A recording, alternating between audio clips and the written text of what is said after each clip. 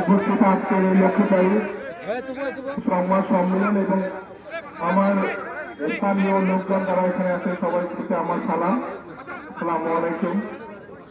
আসলে আজকে আমার কথা বলার ভাষা নাই, কারণ আমি যে জায়গা থেকে আজকে গত 1 তারিখে আমরা ঢাকায় গেছি এবং 1 তারিখ থেকে আজকে কত তারিখ, 27 তারিখ, 27টা দিন মনে হচ্ছে 27টা বছরের মতো ঢাকা শহরে এখান থেকে ওখানের জন্য ন্যায় বিচারের জন্য যে চেষ্টাটা আমি করছি, আমি আর কাউকে দৌড় দিব না।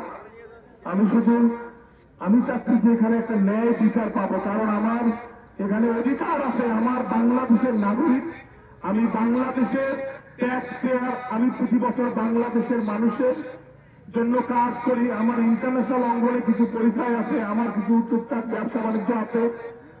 এটার কারণে হয়তো আমি ন্যায় বিচার পাবো, কিন্তু অত্যন্ত হতাশ।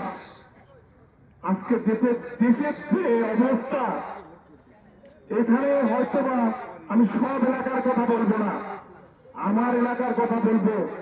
একটি দলের ব্যানার, একটি দলের মার্কার কারণে যদি আমার মতো এই ক্ষুদ্র একজন মানুষকে ভিকটিম হতে হয়, তাহলে এখানে ন্যায় বিচার কার কাছে পাবো?